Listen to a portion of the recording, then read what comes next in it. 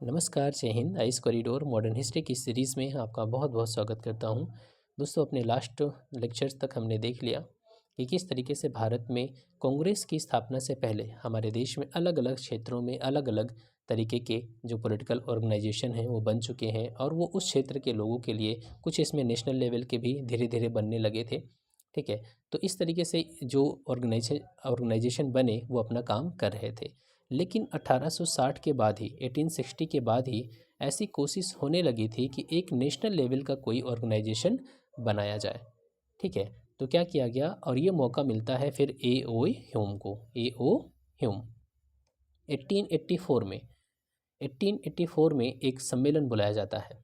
ठीक है, ए O Hume ने एक इंडियन नेशनल एक तरीके से कॉन्फ्रेंस, अखिल भारतीय कॉन्फ्रेंस का आयोजन किया गया, ऑल इंडिया कॉन्फ्रेंस।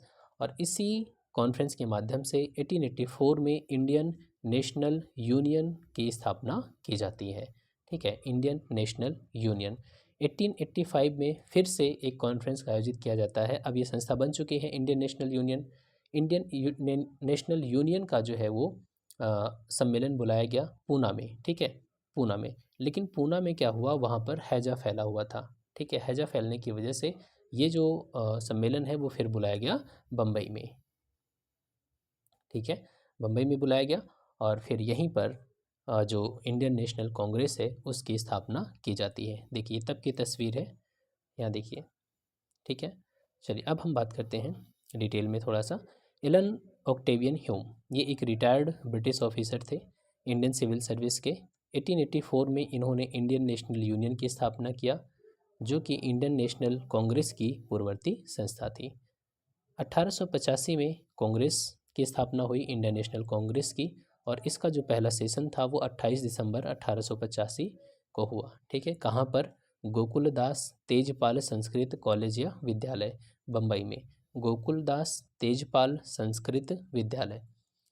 इसी सेशन में Dadabhai Naoroji, grand old man of India इन्हें कहा जाता है, इन्होंने कहा कि ये जो यूनियन है ना, इसका नाम बदल करके कांग्रेस कर दीजिए। ठीक है, तो इसीलिए जो इंडियन नेशनल यूनियन था उसका नाम क्या हो गया? कांग्रेस हो गया। क्लियर? कांग्रेस का मतलब क्या होता है? समूह होता है। और आपको पता होगा कि जो अमेरिकी पार्लियामेंट है उसे कांग्रेस कहा जाता है। ठीक है, चलिए अब यहाँ पर आगे देखते हैं। ए टोटल ऑफ 72 डेलीगेट्स, इसमें कितने प्रतिनिधियों ने भाग लिया था? 72 डेलीगेट्स ने इसमें पार्टिसिपेट किया था इस फर्स्ट सेशन में। और डब्ल्यू सी बनर्जी इसके अध्यक्ष थे। और डब्ल्यू सी बनर्जी का पूरा नाम क्या है? व्योमेश चंद्र बनर्जी। और इसका जो सचिव कौन थे? फर्स्ट जनरल सेक्रेटरी वो थे ए ओ ह्यूम। ए ओ ह्यूम इसके पहले मतलब सचिव थे। क्लियर? 1890 में Kadambini Ganguly first women graduate of Calcutta university, Calcutta university की पहली महिला ग्रेजुएट, इन्होंने क्या किया? एड्रेस किया था कांग्रेस सेशन को 1890 में। ठीक है, इस तरीके से ये एक सिंबल था, the commitment of the freedom struggle to give the women of India their due status in national life. अब यहाँ पर समझिए, जो कांग्रेस की स्थापना थी, अब इसके बारे में दो विचार हैं। एक विचार है सेफ्टी वॉल्व थ्योरी और एक है लाइटिंग कंडक्टर थ्योरी। ठीक है, यहाँ देखिए, जो एक सेफ्टी वॉल्व थ्योरी हो गई और एक लाइटिंग कंडक्टर थ्योरी। अब इस कहानी को हमें समझना है कि ये क्या है, सेफ्टी वॉल्व थ्योरी और लाइटिंग कंडक्टर। जो लाला लाजपत राय हैं, जो कि एक एक्सट्रीमिस्ट थे, उन्होंने कहा कि जो ए ओ ह्यूम है उसने अपने हित के लिए, अंग्रेज़ों के हित के लिए कांग्रेस की स्थापना किया है। क्यों? उन्होंने ऐसा क्यों कहा? क्योंकि उन्होंने जो ए ओ ह्यूम है उनकी जीवनी पढ़ी। उनकी जीवनी किसने लिखी थी? वेडरबर्न ने लिखी थी। किसने? वेडरबर्न। और उनकी जीवनी पढ़ने के बाद ये लगा लाला लाजपत राय को कि उस समय जो हमारे देश में एक भावना उठ रही थी बहुत ही ज़्यादा विद्रोह की, लग रहा था कि अंग्रेज़ों के खिलाफ बहुत ही बड़ा विद्रोह होने वाला है।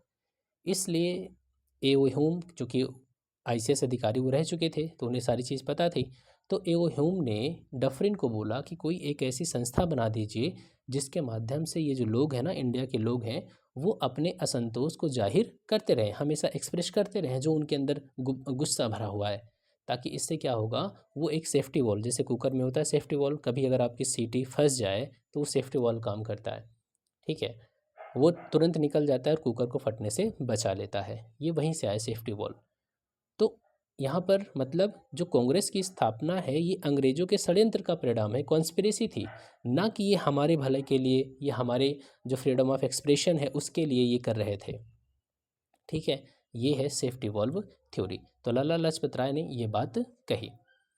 तो उनका कहना था कि अंग्रेजों ने हमारे लिए कुछ नहीं, बल्कि वो चाहते थे कि ऐसा कोई राष्ट्रीय विद्रोह ना हो, क्योंकि 1857 का विद्रोह वो देख चुके थे। क्लियर, यहाँ तक ये है सेफ्टी वॉल्व थ्योरी। हालांकि कुछ ऐसे मार्क्सिस्ट जो हिस्टोरियन हैं उन्होंने भी इस कॉन्स्पिरेसी थ्योरी को उन्होंने माना, ठीक है, स्वीकार किया। जैसे कि आप देख सकते हैं आरपी दत्ता। आरपी दत्ता ने भी यही बात कही कि जो कांग्रेस है, Indian National Congress, was born out of conspiracy to abort a popular uprising in India. ठीक है, तो मतलब इनको भी लग रहा था कि हमारे देश में एक बहुत ही बड़ा विद्रोह होने वाला है, और इस वजह से इस कांग्रेस को इस्टेब्लिश किया गया था। ठीक है, और फिर इसके बाद देखिए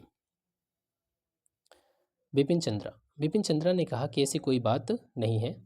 बिपिन चंद्रा कहते हैं कि जो कांग्रेस है, कांग्रेस की स्थापना के लिए एक उन्होंने सिद्धांत दिया था, लाइटिंग कंडक्टर सिद्धांत। हालांकि इन्होंने नहीं, बल्कि वो गोपाल कृष्ण गोखले का था। ठीक है, गोपाल कृष्ण गोखले ने कहा कि हम खुद चाहते थे कि एक ऐसा संगठन का निर्माण हो जो पूरे भारत का प्रतिनिधित्व करता हो, पूरे भारत के लोगों की आवाज़ हो वो। तो कहा गया कि फिर आपने अंग्रेज़ों का सहारा क्यों लिया?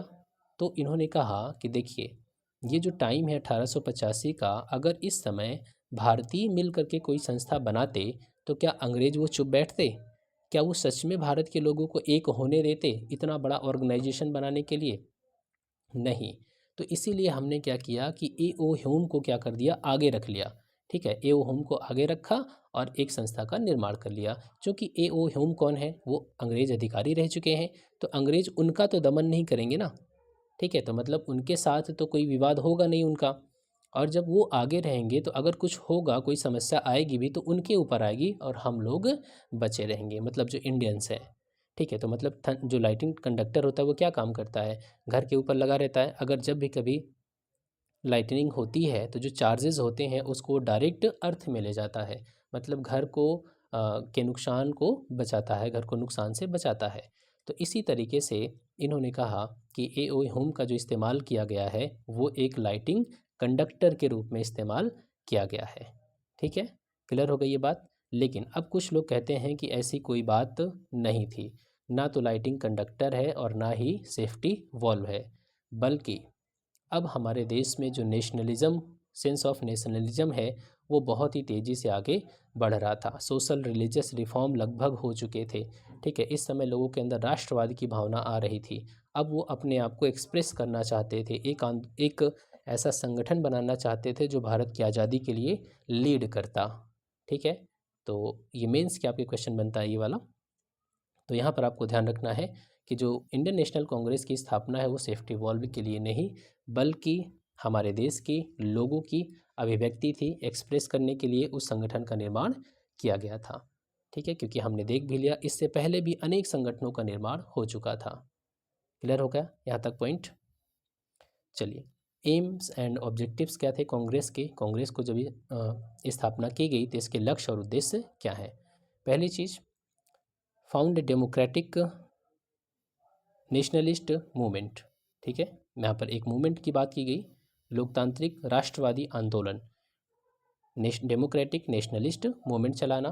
Politicise and politically educate people, जो लोग हैं उनको परिचित करवाना, किस चीज़ से? पॉलिटिकल एजुकेशन देना, पॉलिटिकल जो गोल्स हैं उनसे परिचित करवाना। Establish A headquarters for a movement.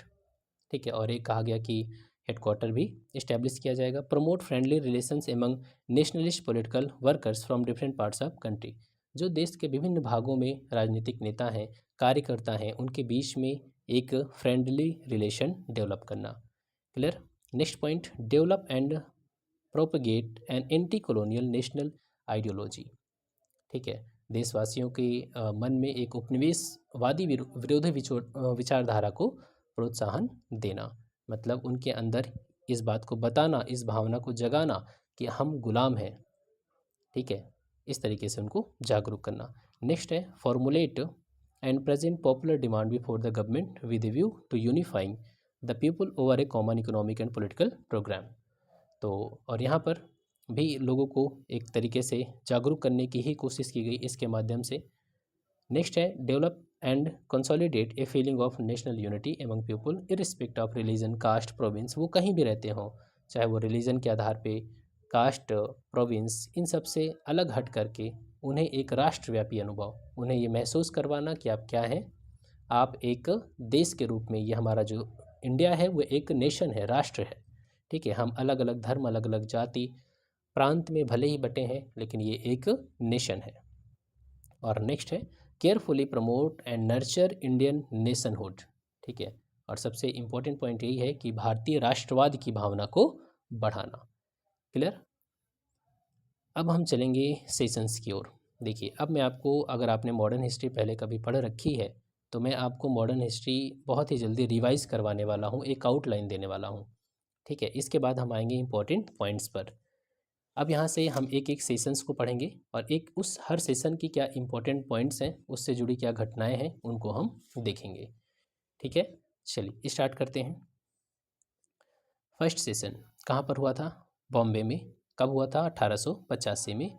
Vyomesh चंद्र बनर्जी इसके प्रेसिडेंट थे और यहीं पर इंडियन नेशनल यूनियन को बदल करके क्या नाम किया गया? इंडियन नेशनल कांग्रेस किया गया। क्लियर हो गया इतना? चलिए नेक्स्ट सेशन, सेकेंड सेशन है जो कि कहाँ पर हुआ? कलकत्ता में हुआ।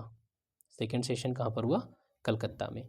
1886 में। अध्यक्ष कौन है? दादा भाई नौरोजी। दादा भाई जो नौरोजी हैं, अब ध्यान से समझना, यहाँ पर ये हो गए, यहाँ पर WC बनर्जी, फिर दादा भाई नौरोजी। थर्ड सेशन ये होता है मद्रास में। प्रेसिडेंट कौन है? Syed Badruddin Tyab ji, first Muslim president, first Muslim president. और यहाँ पर फर्स्ट पारसी प्रेसिडेंट, पारसी हैं, ठीक है, दादा भाई नौरोजी। बदरुद्दीन तैयब जी मुस्लिम हैं। नेक्स्ट फोर्थ सेशन कहाँ पर हुआ? इलाहाबाद में 1888 में। जॉर्ज ह्यूल इसके प्रेसिडेंट हैं। पहला अंग्रेज प्रेसिडेंट कब बनता है? चौथे सेशन में बनता है, जो कि हुआ है इलाहाबाद में। नेक्स्ट सेशन 1896 का, ठीक है, क्रम जरूरी नहीं होगा, जो इंपॉर्टेंट सेशन होंगे हम उन्हीं के बारे में डिस्कस करेंगे। कलकत्ता में हुआ। प्रेसिडेंट कौन है? रहीमतुल्ला सयानी। कौन है? रहीमतुल्ला सयानी। ये क्यों इंपॉर्टेंट है ये session? National song Vande Mataram, national song जो वंदे मातरम है वो इसी सेशन में गाया गया था, ठीक है, नेशनल सॉन्ग। और first time by Rabindranath Tagore, ठीक है। और हाँ, एक पॉइंट और यहाँ पर कि ड्रेन ऑफ वेल्थ जो थ्योरी है वो यही वो सेशन था जिसमें इसको एक्सेप्ट किया गया था, ड्रेन ऑफ वेल्थ को। क्लियर। नेक्स्ट सेशन 1899 लखनऊ में हुआ था। प्रेसिडेंट कौन था? रमेश चंद्र दत्त, रमेश चंद्र दत्त। अब यहाँ पर समझिएगा, इसमें जो 1899 का सेशन है इसकी क्या खास बात है कि इसमें जो लैंड रेवेन्यू है उसको फिक्स करने की बात की गई थी कि जो भी लगान दिया जाता है उसको स्थायी कर दिया जाए, ठीक है। चलिए नेक्स्ट है 1901 कलकत्ता। कलकत्ता में हुआ। प्रेसिडेंट कौन है? दिनसा वाचा, दिनसा वाचा। और पहली बार गांधी जी इसी सेशन में आए हुए थे, कांग्रेस के प्लेटफॉर्म पर पहली बार गांधी जी अपीयर हुए। क्लियर। नेक्स्ट है 1905 बनारस में हुआ। बनारस में प्रेसिडेंट कौन है? गोपाल कृष्ण गोखले, गोपाल कृष्ण गोखले। और यहीं पर फॉर्मल प्रोक्लेमेशन ऑफ स्वदेशी मूवमेंट अगेंस्ट गवर्नमेंट, स्वदेशी मूवमेंट यहीं से एक तरीके से स्वीकार कर लिया जाता है कांग्रेस के द्वारा। स्वशासन की पहली बार मांग कब की जाती है? 1905 के सेशन में किया जाता है। और गोखले को लीडर ऑफ अपोजिशन, विपक्ष का नेता की उपाधि दी जाती है, ठीक है। नेक्स्ट पॉइंट 1906 ये कलकत्ता सेशन। प्रेसिडेंट कौन है? दादा भाई नौरोजी, दादा भाई नौरोजी 1906। और ध्यान रखना है स्वराज, सेल्फ गवर्नमेंट, स्वराज का जो कॉन्सेप्ट है वो कहाँ से आया? यहीं पर सेल्फ गवर्नमेंट, बाइकॉट मूवमेंट, स्वदेशी, नेशनल एजुकेशन। और यहाँ देखिए, हाँ ठीक है, स्वदेशी सेल्फ गवर्नमेंट, बाइकॉट मूवमेंट, स्वदेशी नेशनल और एजुकेशन, इनकी बात की गई। ये 4 रेजोल्यूशन हैं जिनको एक्सेप्ट किया गया था 1906 के सेशन में। ठीक है। राष्ट्रीय शिक्षा संबंधी प्रस्ताव था, स्वदेशी से संबंधित बहिष्कार। क्यों? क्योंकि 1905 में कर्जन ने क्या किया था, बंगाल का विभाजन कर दिया था। और इसके बाद जो मूवमेंट शुरू होता है, स्वदेशी मूवमेंट शुरू होता है। और स्वदेशी मूवमेंट का मतलब जब अंग्रेजों की हर चीज़ का बहिष्कार किया गया, बाइकआउट किया गया, तो इंडियन चीज़ें डेवलप करनी होंगी। कौन कौन सी चीज़ें? बाइकआउट मूवमेंट तो हुआ था, तो स्वदेशी भी डेवलप करना होगा, नेशनल एजुकेशन भी डेवलप करना होगा। इसीलिए हमने पिछले वीडियो में पढ़ा था कि 1906 में एक ऑर्गेनाइजेशन की स्थापना की जाती है। ठीक है, कुछ याद है?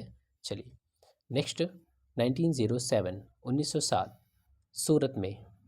अब 1900 जब इस समय तक जो स्वदेशी मूवमेंट है वो आगे बढ़ता है, लेकिन जो उग्रवादी हैं और उदारवादी, एक्सट्रीमिस्ट और लिबरल्स, इनके बीच में विवाद हो जाता है। किस बात को लेकर के विवाद?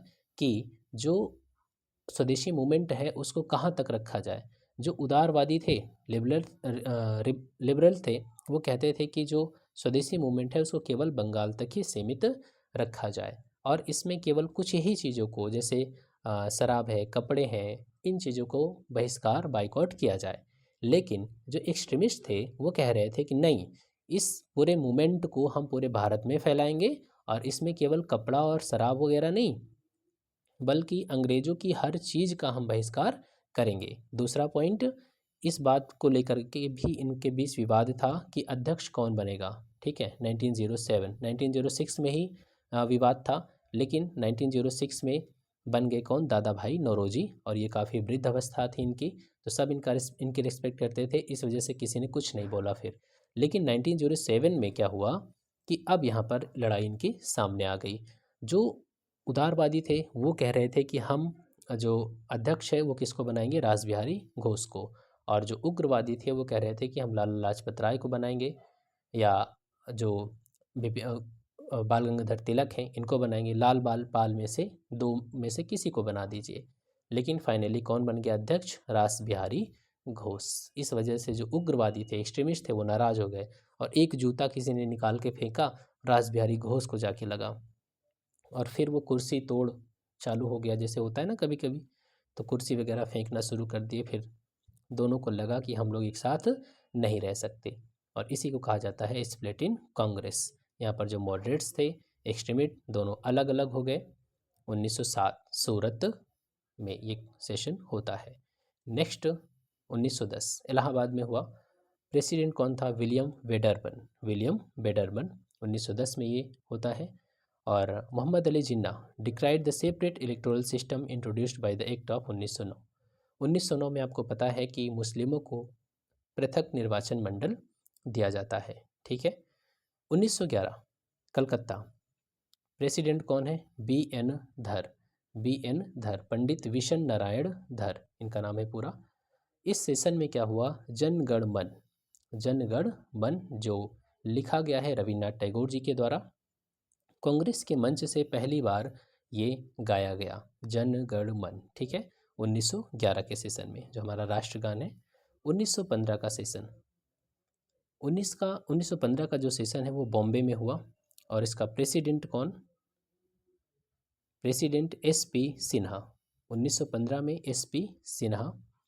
और यहाँ पर देखिए, constitution of the Congress was altered to admit the delegates from the extremist section. 1907 में क्या हुआ था? कांग्रेस स्प्लिट कर गई, किसमें? मॉडरेट और एक्सट्रीमिस्ट में। अब क्या हुआ? अब फिर इनको वापस लाने की बात होने लगी। ठीक है, इसीलिए कॉन्स्टिट्यूशन जो था कांग्रेस का उसमें थोड़ा सा चेंज किया गया ताकि इनको वापस लाया जा सके। और फाइनली 1916 के लखनऊ सेशन में जब प्रेसिडेंट अंबिका चरण मजूमदार थे, तो यहाँ पर जो फैक्शन मॉडरेट और एक्सट्रीमिस्ट का, वो क्या हो गई? यूनिटी आ गई। अब यहाँ पर समझौता हो गया दोनों में। साथ ही ध्यान रखना, जो 1909 में मुस्लिम को पृथक निर्वाचन मंडल मिला हुआ था, ठीक है, मार्ले मिंटो रिफॉर्म के तहत, इसको कांग्रेस ने क्या किया? मान्यता दे दी। ठीक है, डिवीज़न जो भारत का हुआ है उसके पीछे एक बहुत बड़ा फैक्टर यहाँ से स्टार्ट होता है। ठीक है, 1909 के सेशन में जो पृथक निर्वाचन मंडल मिला था, सेपरेट इलेक्टोरल सिस्टम, उसको 1916 के सेशन में मान्यता मिल गई। इसी को कहा जाता है कांग्रेस लीग पैक्ट। ठीक है, कांग्रेस मुस्लिम लीग समझौता। क्लियर। नेक्स्ट 1917 1917 का सेशन कलकत्ता। प्रेसिडेंट कौन है? Annie Besant.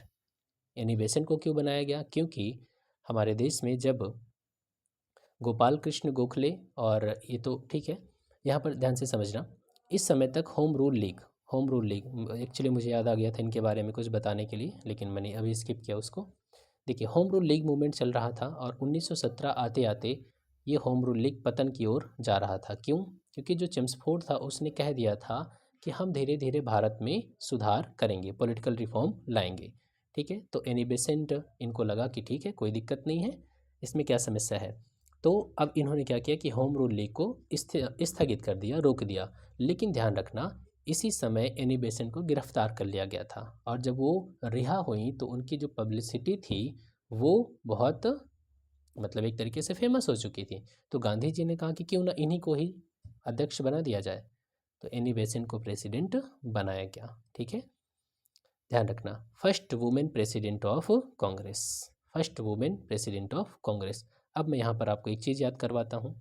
1917 में 8 जोड़िए, 8 जोड़ेंगे तो 1925 आ जाएगा, और 1925 में भी 8 जोड़िए तो 1933। अब इससे क्या होगा कि 1925, ये आप अब तक आप समझ गए होंगे, 1925 प्लस 8 जोड़ा 1917 में 8 जोड़ा आपने 1925 आया, और 1925 में 8 जोड़ा आपने 1933 आया। ये वो सेशन है जिसकी अध्यक्षता किसने की है? महिलाओं ने की है। ठीक है, 1917 का सेशन किसके द्वारा? पहली महिला अध्यक्ष कौन? Annie Besant. 1925 का सेशन होता है कानपुर में सरोजनी नायडू के द्वारा, पहली भारतीय महिला अध्यक्ष। 1933 फिर 8 जोड़िए 25 में, फिर से 1933 आ गया। नेल्ली सेन गुप्ता, एक्चुअली में इनका नाम नेल्ली सेन गुप्ता है। ठीक है, ये भारतीय मूल के विदेशी महिला अध्यक्ष हैं। तो 1925 1917 1925 1933 क्लियर हो गया।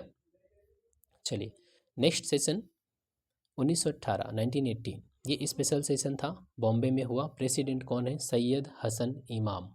कौन है? सैयद हसन इमाम। ध्यान रखना, 1918 में जो है वो 2 सेशन हुए थे, एक बम्बई में हुआ था और एक दिल्ली में हुआ था।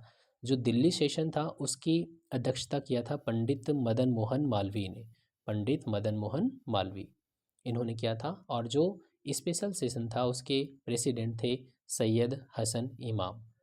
दिल्ली सेशन में जो सुरेंद्रनाथ बनर्जी वगैरह थे, उन्होंने क्या कर दिया? त्यागपत्र दे दिया था कांग्रेस से। ठीक है, कांग्रेस से त्यागपत्र दे दिया था, और किसानों ने भी उस सेशन में भाग लिया था। और जो बम्बई में सेशन होता है, इस सेशन को बुलाया गया था रोलेट एक्ट पर विचार करने के लिए। क्यों बुलाया गया था? रोलेट एक्ट पर विचार करने के लिए। ठीक है, ध्यान रखना है। नेक्स्ट 1919 1919 का जो अधिनियम है, वो सेशन है, वो कहाँ पर हुआ था? अमृतसर में। इसके प्रेसिडेंट कौन थे? मोतीलाल नेहरू, मोतीलाल नेहरू। और इस समय तक जलियांवाला बाग जो नरसंहार था वो हो चुका था, और इसी सेशन में जलियांवाला बाग हत्याकांड की निंदा की गई, और खिलाफत आंदोलन, खिलाफत मूवमेंट को सपोर्ट करने की बात की गई। कांग्रेस ने कहा कि हम खिलाफत मूवमेंट का सपोर्ट करेंगे।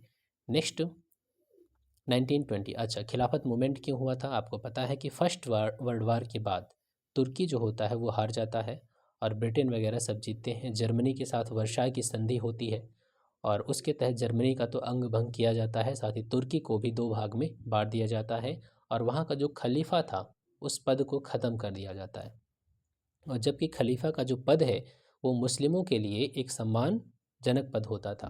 ठीक है, वो उन्हें अपना धार्मिक गुरु मानते थे, लेकिन अंग्रेज़ों ने उसका अपमान किया, तो यहाँ के जो मुस्लिम थे वो भी नाराज़ हो गए, और इसीलिए खिलाफत मूवमेंट हुआ था। और इसी समय गांधी जी ने कहा कि हम असहयोग नॉन कोऑपरेशन मूवमेंट भी स्टार्ट करेंगे, और फाइनली इसके बाद जो मूवमेंट है वो मर्ज होकर के आगे बढ़ता रहता है। क्लियर।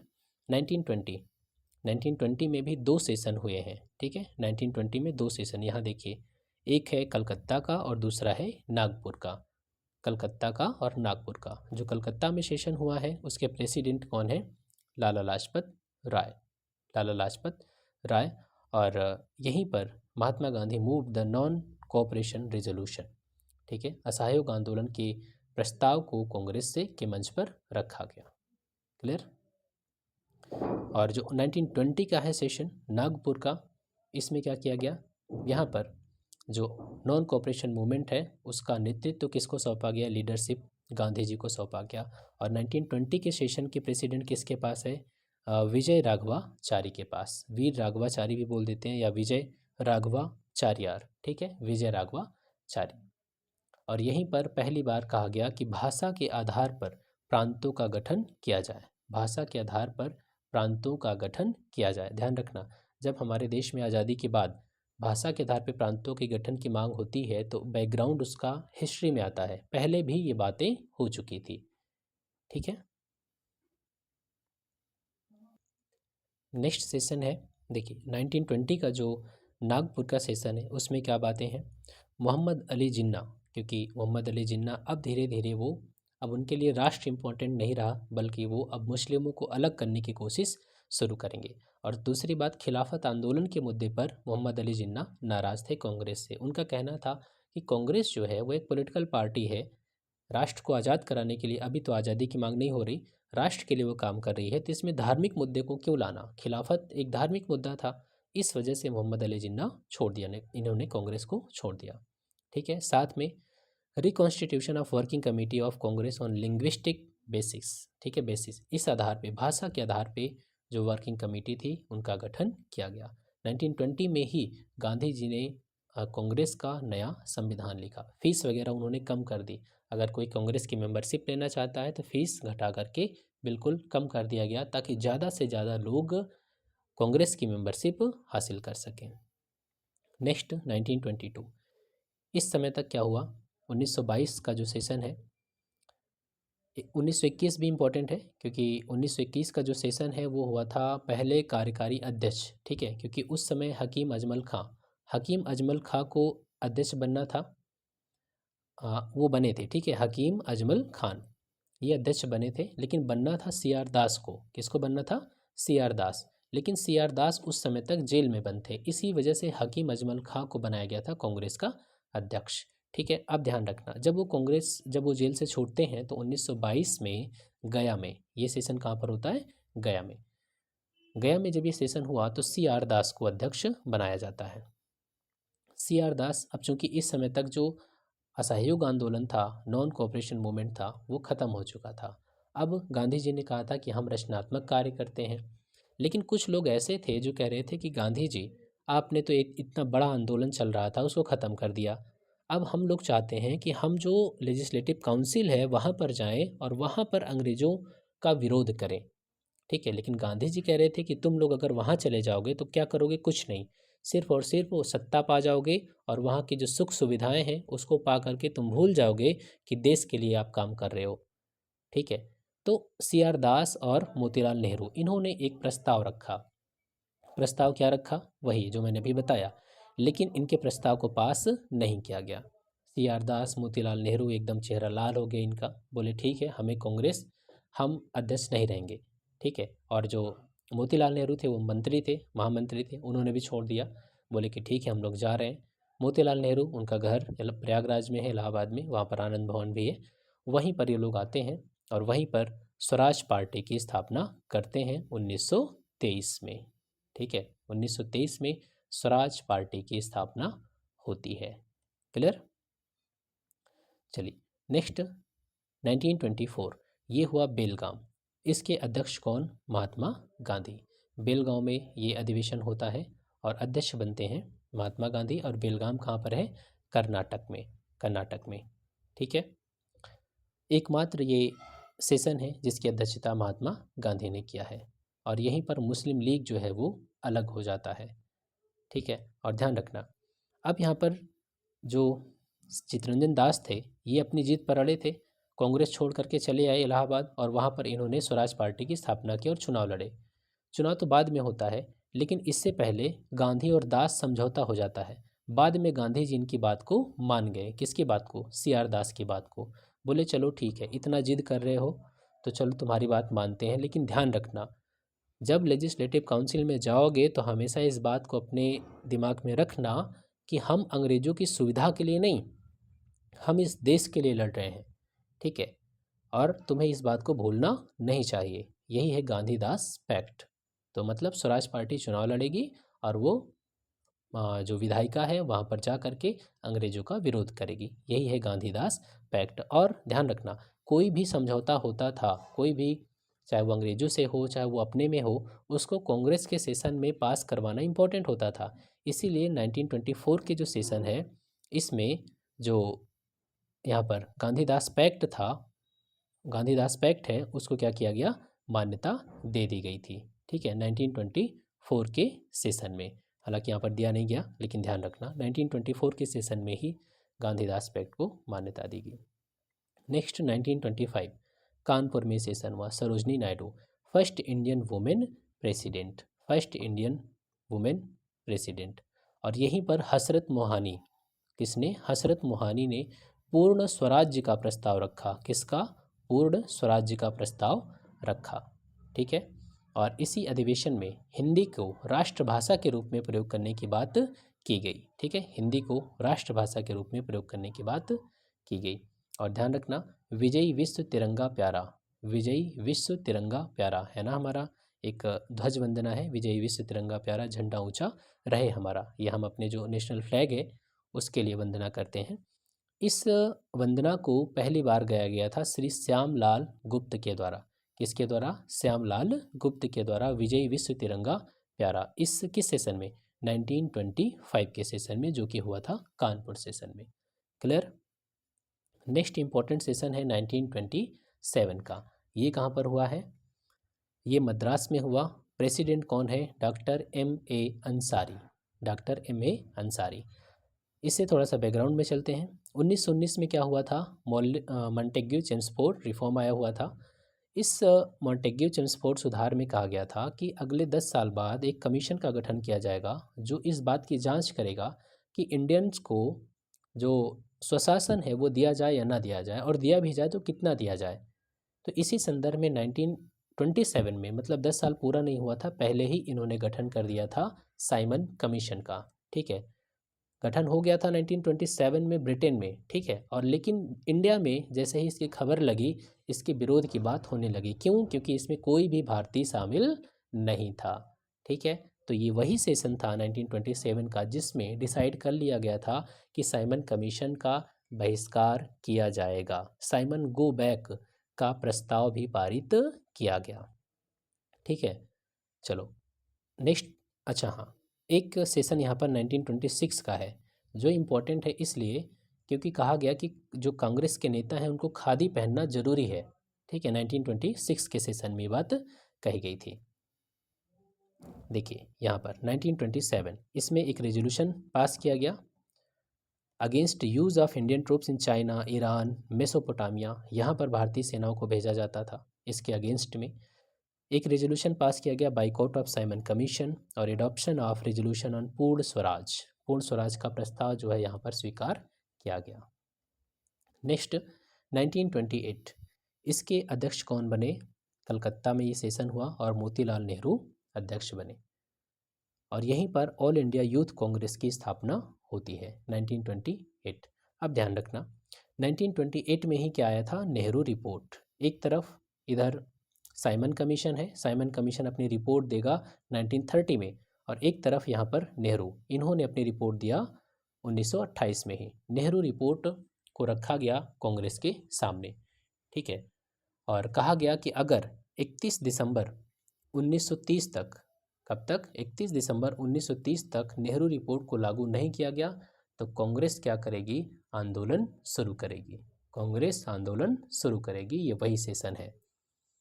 नेक्स्ट है 1929 लाहौर सेशन, जवाहरलाल नेहरू, लाहौर में ये सेशन हुआ, जवाहरलाल नेहरू अध्यक्ष बने। और यहाँ पर रेजोल्यूशन, जो पूर्ण स्वराज का रेजोल्यूशन था, उसे पास किया गया, ठीक है। और इसमें डिसाइड किया गया, क्योंकि अंग्रेज़ों ने जो कांग्रेस का जो अभी मोतीलाल नेहरू रिपोर्ट आई थी उस पर किसी भी पॉइंट पर अंग्रेज़ों ने काम नहीं किया, तो गांधी जी को कहा गया कि अब आप सविनय अवज्ञा आंदोलन शुरू करिए, ठीक है। और 26 जनवरी को मनाया गया किस रूप में, इंडिपेंडेंस डे के रूप में। क्लियर।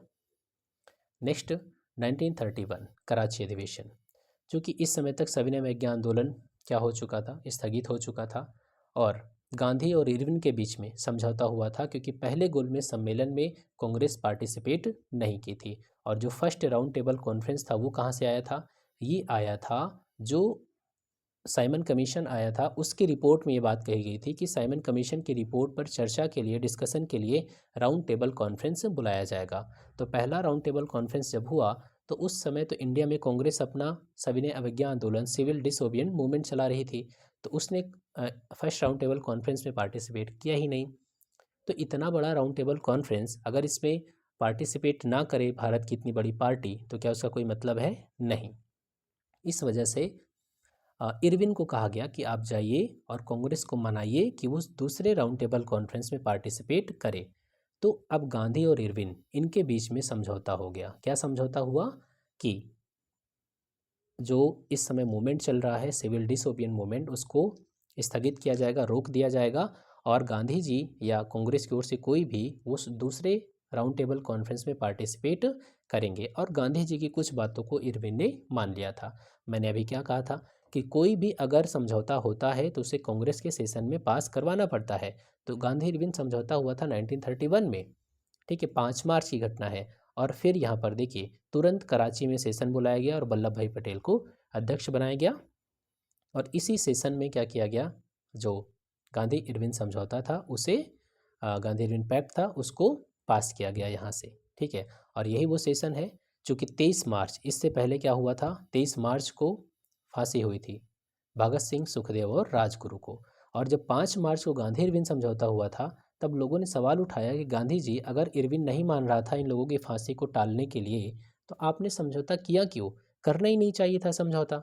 गांधी जी ने कहा मैंने कोशिश की थी, वो नहीं माना, तो बोले नहीं करना चाहिए समझौता। लेकिन खैर वो डिबेट की बात है, ठीक है। तो 23 मार्च के बाद 26 मार्च से सेशन शुरू होता है और गांधी जी को वहाँ पर काले झंडे दिखाए जाते हैं। क्लियर। नेक्स्ट 1934 बॉम्बे, प्रेसिडेंट कौन है, राजेंद्र प्रसाद। यहाँ पर कांग्रेस के जो कॉन्स्टिट्यूशन है कांग्रेस का, उसको अमेंड किया गया, कोई इंपॉर्टेंट नहीं है। 35 में सेशन नहीं हुआ था और 1930 में, ठीक है, सेशन नहीं हुआ था, ध्यान रखना। नेक्स्ट है 1936 और 1937, दोनों के ही प्रेसिडेंट कौन है, जवाहरलाल नेहरू हैं। दोनों कहाँ पर हुए थे, 1936 का हुआ था लखनऊ में और 1937 का हुआ था फैज़पुर में। 1936 लखनऊ में, 1937 फैज़पुर में हुआ था। जब 1936 का सेशन हुआ तो इसमें कांग्रेस का जो लक्ष्य है वो डिसाइड किया गया, समाजवाद, सोशलिस्ट, ठीक है, समाजवाद, सोशलिज्म। इन्होंने कहा कि हाँ मैं समाजवादी हूँ और मेरा लक्ष्य क्या है, समाजवाद की स्थापना करना, ठीक है। इन्होंने कहा यस आई एम सोशलिस्ट, मैं समाजवादी हूँ और मेरा लक्ष्य समाजवाद की स्थापना करना है। 1937 फैज़पुर, ये वो सेशन है जो पहली बार किसी गांव में हुआ था, ठीक है, 37। नेक्स्ट 38 हरिपुरा और 39, ये दोनों ध्यान रखना, हरिपुरा और त्रिपुरी। हरिपुरा कहाँ पर है, गुजरात में है, और त्रिपुरी कहाँ पर है, त्रिपुरी है मध्य प्रदेश में। 1938 सुभाष चंद्र बोस, 39, और यहाँ पर 39 में भी हालांकि पहले सुभाष चंद्र बोस थे, बाद में फिर राजेंद्र प्रसाद को बनाया गया, ठीक है, ध्यान रखना।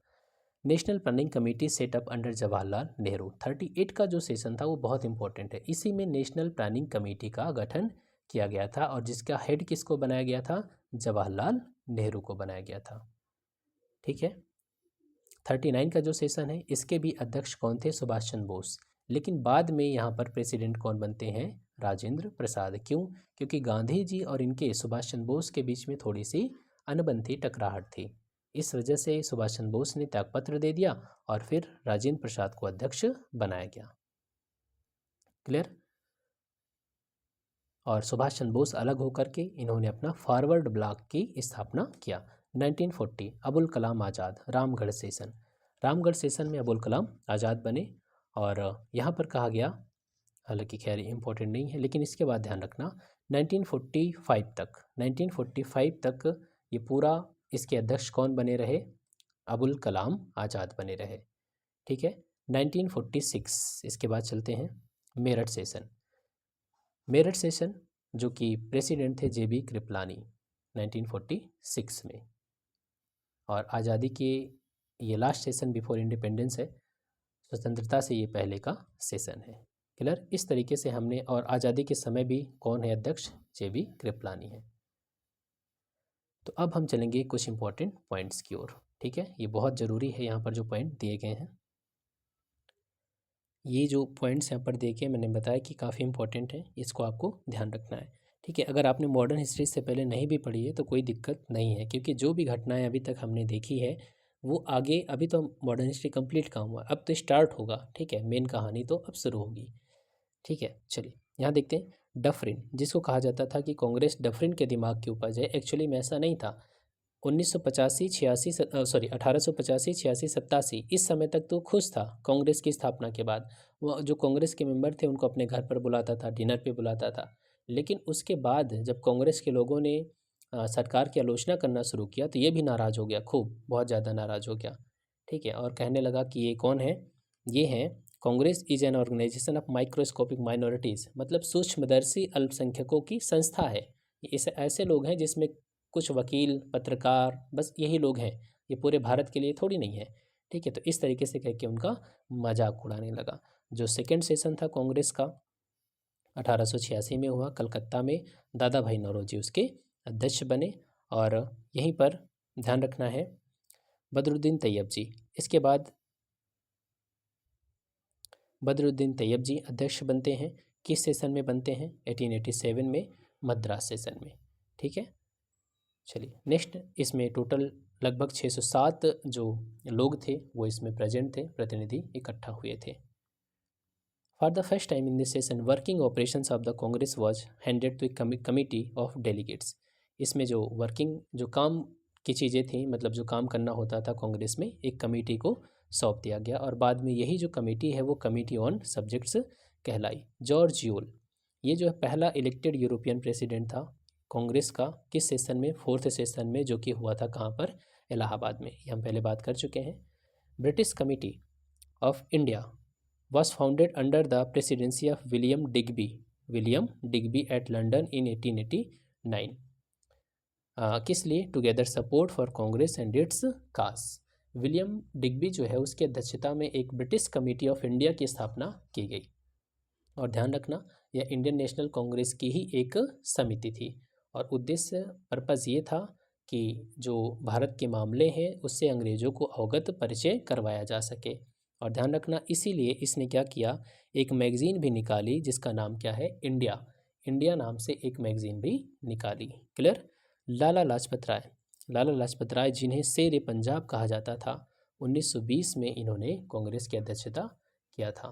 कब? 1920 में। और इसी में जो नॉन कोऑपरेशन मूवमेंट था उसका प्रस्ताव जो है वो पास किया गया था।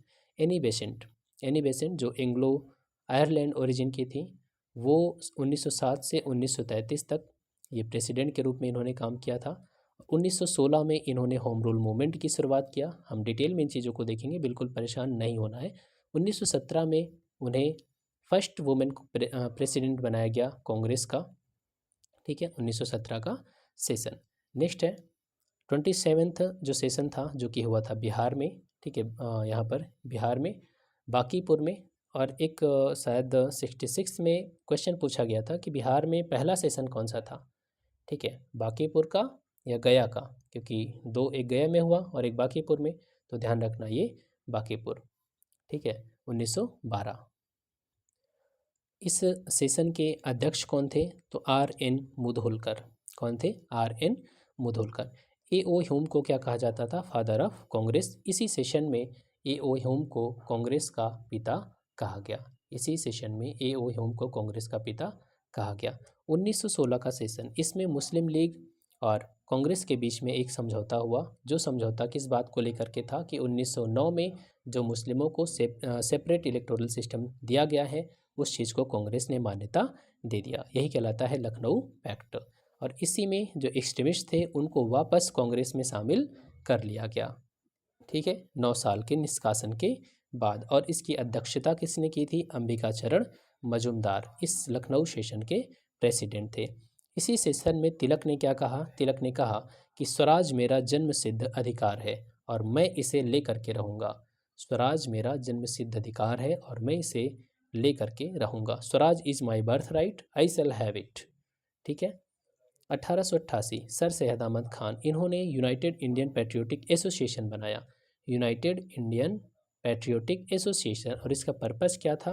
पर्पज़ ये था कि जो मुस्लिम लोग हैं वो कांग्रेस से दूर रहें, क्योंकि जो सर सैयद अहमद खां थे उनको अंग्रेज़ों के ऊपर भरोसा था कि मुस्लिमों का अगर कोई भला कर सकता है तो वो कौन करेगा? अंग्रेज़ करेंगे, कांग्रेस तो बिल्कुल नहीं कर सकती। इसीलिए इन्होंने एक अलग संगठन बना करके एक अलग तरीके से काम करना शुरू कर दिया और लोगों को दूर रखने के लिए। ठीक है। नेक्स्ट 1900 में क्या हुआ? Curzon said Congress is now struggling and is about to fall. Congress क्या है? लड़खड़ा रही है और यह लड़खड़ाते लड़खड़ाते क्या हो जाएगी? गिर जाएगी। During my stay in India my only aim is to destroy Congress. वो कह रहा था कि ये जो मैं चाहता हूँ कि जब तक मैं यहाँ हूँ और ये जो कांग्रेस है वो मर ही जाए, एकदम से ख़त्म ही हो जाए। ठीक है। तो कर्जन ऐसा ही चाह रहा था। Gandhi ji recommended dissolution of Congress after the independence of India. Gandhi ji ने कहा था कि आज़ादी मिल गई है, अब कांग्रेस को क्या कर दिया जाए? ख़त्म कर दिया जाए। ठीक है। लॉर्ड वेलिंगटन किस सेशन में पार्टिसिपेट किया था? ये 30th सेशन में पार्टिसिपेट किया था। उस समय वो बम्बई का गवर्नर था। ठीक है। और ये जिस सेशन हुआ था वो बॉम्बे में हुआ था 1915 में। और Mahatma Gandhi was president for one time 1924, ये हमने बात किया था। बेलगांव सेशन में महात्मा गांधी कांग्रेस के अध्यक्ष थे। नेक्स्ट पॉइंट, सरोजनी नायडू जो कि एक फेमस पोएट और नेशनल लीडर थी। 1925 में इन्होंने कांग्रेस की अध्यक्षता किया था और वो पहली इंडियन फीमेल है, पहली भारतीय महिला हैं जिन्होंने कांग्रेस की अध्यक्षता किया था। ठीक है। ड्यूरिंग 1947 से 49 तक she was the governor of UP. ठीक है। उत्तर प्रदेश की गवर्नर भी थी। जवाहरलाल नेहरू कब अध्यक्ष थे कांग्रेस के? तो 1929 और 1930, एक मिनट, 1929 में थे लाहौर में, और 1936 में लखनऊ में, और 37 में फैजपुर सेशन में। तो जवाहरलाल नेहरू 3 बार कांग्रेस की अध्यक्षता इन्होंने किया था। क्लियर। नेक्स्ट, यहाँ पर हरिपुरा सेशन की बात हो रही है। हरिपुरा सेशन के अध्यक्ष कौन थे? सुभाष चंद्र बोस थे। 1938 यहाँ पर एक जो नेशनल प्लानिंग कमेटी थी जवाहरलाल नेहरू की अध्यक्षता में, वो बनाई गई थी। अबुल कलाम आज़ाद 1940 से 46 तक ये प्रेसिडेंट बने रहे, क्योंकि इस दरमियान कोई भी कांग्रेस का सेशन ऑर्गेनाइज नहीं किया गया था, क्योंकि इस समय इतने मूवमेंट चल रहे थे। पहले क्विट इंडिया मूवमेंट चला, फिर उसके बाद वी विल प्लान वगैरह बहुत सी चीज़ें हुई। ठीक है। JB Kripalani was elected president at 54 session और कांग्रेस ही वाज, जब हम आज़ाद हुए, हमारा देश आज़ाद हुआ, तब भी JB कृपलानी ही अध्यक्ष थे। पट्टाभी सीतारमैया 1948 में इन्होंने कांग्रेस की अध्यक्षता किया था। जनगण मन कंपोज्ड बाई रविन्द्रनाथ टैगोर। ठीक है। जनगण मन वॉज अडॉप्टेड 24 जनवरी 1950 को हमने स्वीकार कर लिया था, और पहली बार ये गाया गया था 1911 के सेशन में, 27 दिसंबर। बाल गंगाधर तिलक जो अंतिम बार किसी सेशन में प्रेजेंट हुए थे, वो सेशन कौन सा था? अमृतसर का सेशन है 1919 में, क्योंकि इसके बाद 1 अगस्त 1920 को इनकी डेथ हो जाती है। कब? 1 अगस्त 1920 को बाल गंगाधर तिलक की। क्लियर। चलिए अब हम चलेंगे क्वेश्चन की ओर, लेकिन उससे पहले एक मैप आप यहाँ पर देख सकते हैं। ये मैप, इसमें सारे सेशन बताए गए हैं, कहाँ पर कितने सेशन हुए हैं। कोलकाता में 10 बार, बनारस में 1, बांकीपुर में 1, लखनऊ में 1899 का, 16 का, 36 का, लगभग इंपॉर्टेंट सेशन इसमें दिए गए हैं। और यहाँ पर एक ट्रिक भी दी गई है, जो पहले 8 सेशन है, बक मई और बक नई। ठीक है। बक मई और बक नई, बा फॉर बम्बई, फिर का फॉर कोलकाता, और मा फॉर मद्रास, और ई फॉर इलाहाबाद, और इधर से बक नई हो गया। और यहाँ पर देखिए ना फॉर नागपुर हो जाता है, बाकी सब सेम है। क्लियर। चलिए अब क्वेश्चन करते हैं। Indian National Congress was established by, Indian National Congress किसके द्वारा इस्टेब्लिश की गई थी? A.O. ह्यूम के द्वारा इस्टेब्लिश की गई थी। Next question, the precursor of Indian National Congress was, जो इंडियन नेशनल कांग्रेस से पहले की सबसे महत्वपूर्ण संस्था थी वो कौन सी थी? British Indian association, Indian association, Indian national union, Indian league, ठीक है। तो पहले इसका नाम क्या होता था कांग्रेस का? इंडियन नेशनल यूनियन, बाद में बनी फिर Indian National Congress. Who among the following was the first president of the Indian National Congress? First president of the Indian National Congress कौन था? WC Banerjee. The Indian National Congress was established during the viceroyalty of, उस समय viceroy कौन था? तो उस समय viceroy था डफरिन। डफरिन के ही दिमाग की उपज बोला जाता है इसे। Who among the following was not present at the founding session of the Indian National Congress? जब इंडियन नेशनल कांग्रेस का फाउंडिंग सेशन था उस समय कौन प्रेजेंट नहीं था? दादा भाई नौरोजी, जी सुब्रमण्यम अय्यर, जस्टिस रानाडे, सुरेंद्रनाथ बनर्जी। उस समय प्रेजेंट नहीं थे सुरेंद्रनाथ बनर्जी, क्योंकि इनकी जो संस्था थी उसका अपना अलग सेशन चल रहा था, ठीक है, इसीलिए। Next, who among the following was never concerned with the Indian National Congress? रुकिए, इस क्वेश्चन से पहले मैं इसको एक्सप्लेन कर देता हूँ ताकि आप इसको समझ लें कि कौन इंडियन नेशनल कांग्रेस के जो फाउंडिंग सेशन था उसमें प्रेजेंट नहीं थे। हमने बताया कि कौन? सुरेंद्रनाथ बनर्जी। सुरेंद्रनाथ, ध्यान रखना, सुरेंद्रनाथ बनर्जी और आनंद मोहन बोस, इन्होंने क्या किया था? एक संस्था का निर्माण किया था जिसका नाम इंडियन एसोसिएशन था, ठीक है। कब? 1876 में, पिछले वीडियो में हमने देखा था। अब क्या हुआ? इन्होंने एक Indian national conference, Akhil Bharatiya राष्ट्रीय सम्मेलन 1883 में इन्होंने बुलाया था। इसका जो दूसरा सम्मेलन था वो 1885 में इन्होंने बुलाया था कलकत्ता में, ठीक है। अब ये सेशन कलकत्ता में हो रहा है इंडियन नेशनल कॉन्फ्रेंस का, जो कि सुरेंद्रनाथ बनर्जी और आनंद मोहन बोस की संस्था है। और वहीं दूसरी तरफ 1885 में बम्बई में यहाँ पर ये कांग्रेस का सेशन हो रहा है। तो इस वजह से ये इस सेशन में शामिल नहीं हो पाए थे। क्लियर हो गया? चलिए next question, who among the following was never concern with the Indian National Congress? कौन इंडियन नेशनल कांग्रेस से बिल्कुल ही कंसर्न नहीं रखता था? फिरोज मेहता, हकीम अजमल खान, खान अब्दुल गफ़ार खान, सर सैयद अहमद। तो कौन हो सकता है? सर सैयद अहमद ही हो सकते हैं, ठीक है, क्योंकि इनको तो नाराज़गी थी। Who among the following was never elected as president of Indian National Congress? कौन कभी भी नेशनल कांग्रेस का अध्यक्ष नहीं बना? लाला लाजपत राय, एनी बेसेंट, मोतीलाल नेहरू, बाल गंगाधर तिलक। ध्यान रखना, लाल बाल पाल, लाल बाल पाल में से जो बाल हैं बाल गंगाधर तिलक, ये तो बिल्कुल ही नहीं, केवल लाला लाजपत राय बने थे, बाल गंगाधर तिलक अध्यक्ष कभी नहीं बने। Next, eight which place was the 27th session of Indian National Congress held? हालांकि मुझे थोड़ा सा डाउट है, क्योंकि ये जो सेशन है एक्चुअली में अगर आप 1885 से देखेंगे तो 16 साल इधर हो गए, प्लस 2012 में 1912 में हुआ था, तो 16 और 12 टोटल 28वां सेशन ये बनता है, ठीक है। और बीच में कोई गैप भी नहीं है, लेकिन फिर भी एग्ज़ाम में पूछा गया था 27 सेशन लिख करके, और तब से यही चल रहा है, ठीक है। तो ये 27 जो सेशन है वो कहाँ पर हुआ था? तो ये हुआ था बांकीपुर, पटना में। Next session, consider the following statements. The first session of the Indian National Congress was held in Kolkata. तो ये तो गलत हो गया। Next, the second session was Indian National of the Congress was held under the presidentship of Dadabhai Naoroji. Both Indian National Congress and Muslim League held their session at Lucknow in 1917 and concluded the Lucknow pact. तो ये तो गलत हो गया, ये जो session था वो 1916 का था, तो यहाँ पर सही क्या हुआ? Only 2। Clear? Next question, in which the following session of the Indian National Congress Bal Gangadhar Tilak had expressed swaraj is my birth right and I shall have it? मतलब जन्मसिद्ध स्वराज मेरा जन्मसिद्ध अधिकार है और मैं इसे ले करके रहूँगा। वो कौन सा सेशन था? वो था Lucknow session 1916। Who among the following suggested the winding up the Indian National Congress? मतलब इंडियन नेशनल कांग्रेस को आज़ादी के बाद ख़त्म कर दिया जाए। किसने कही थी यह बात? सी राजगोपालाचारी, आचार्य कृपलानी, महात्मा गांधी, जयप्रकाश नारायण। तो किसने कही थी यह बात? महात्मा गांधी ने कही थी। Next, while delivering the presidential address, the Congress president who advocated the introduction of Roman script for Hindi language was? किसने कहा था कि हिंदी लैंग्वेज के लिए जो रोमन स्क्रिप्ट है उसका इस्तेमाल किया जाए? महात्मा गांधी, जवाहरलाल नेहरू, अब्दुल कलाम आज़ाद, सुभाष चंद्र बोस। इसका सही आंसर क्या हो जाएगा? Subhash Chandra Bose. Next question, who said that Congress movement was neither inspired by the people nor devised और प्लान्ड बाय देम? ये किसने कहा था? Dufferin, Syed Ahmad Khan, Curzon, Lala Lajpat Rai. इसमें से सही आंसर क्या होगा? ये बात किसने कही थी? सर सैयद अहमद खान ने।